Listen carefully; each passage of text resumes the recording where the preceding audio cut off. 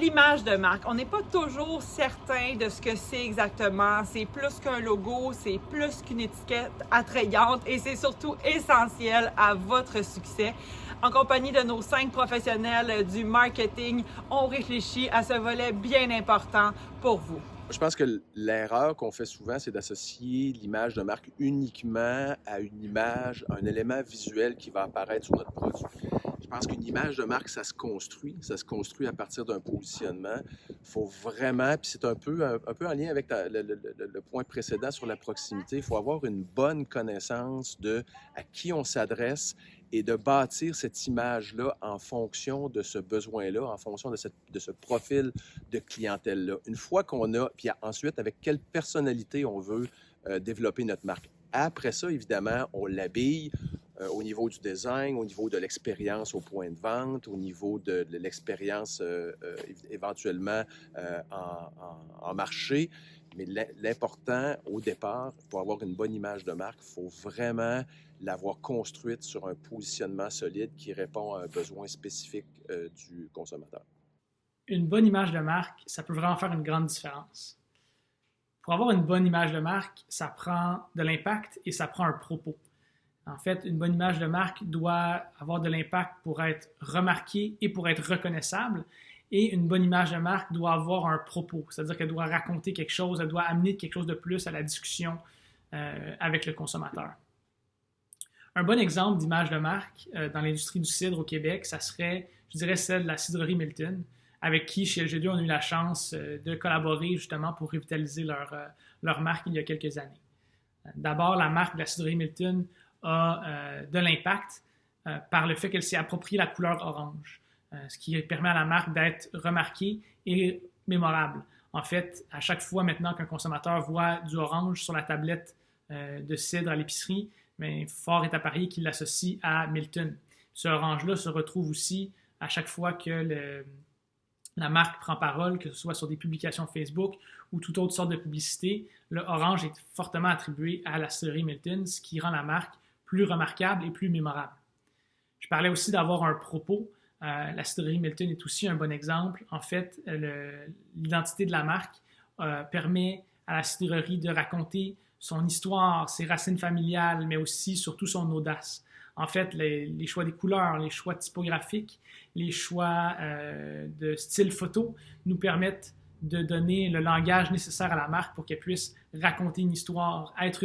En fond, la marque est un peu une lunette ou une fenêtre à l'intérieur de la personnalité de la marque ou de son histoire ou de sa vision du monde.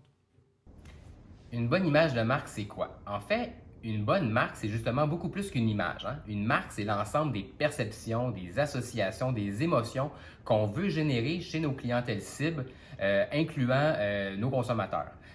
Puis au cœur de toute bonne marque, ce qu'il y a, c'est un bon un positionnement clair, une raison d'être, un élément distinctif dans la catégorie puis qui est propre à notre produit. Puis pour définir ce positionnement-là, il y a 1001 méthodologies qui existent. Ce que ça permet de faire, un bon positionnement de marque, justement, c'est de guider l'ensemble des décisions marketing qu'on va prendre par la suite. Ça va également nous permettre de guider d'autres décisions comme le type de produit qu'on va vouloir développer ou même sa mise en marché.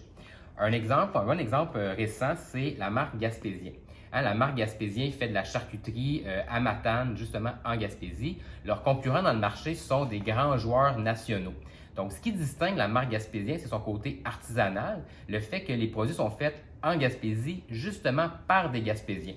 Donc, dans l'ensemble de la plateforme de marque, de l'image de marque, on met de l'avant des gens de la Gaspésie, des employés et des Gaspésiens pour faire vivre cette vibe-là à travers l'image de marque et que ça se reflète dans le produit lorsque le consommateur va l'acheter.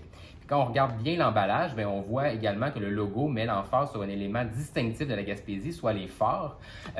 Donc, un élément que la compétition ne peut pas non plus s'approprier, puis qui contribue à l'histoire que la marque va raconter en étant fièrement gaspésienne. L'image de marque, ça réfère à comment on perçoit le produit ou l'industrie. Donc, quelle est l'image de marque qu'on veut véhiculer au niveau de l'ensemble des producteurs de cidre, par exemple. Donc, Est-ce qu'on en fait une industrie plus responsable ou plus près de la nature ou plus associée à la production québécoise? Comment on la définit?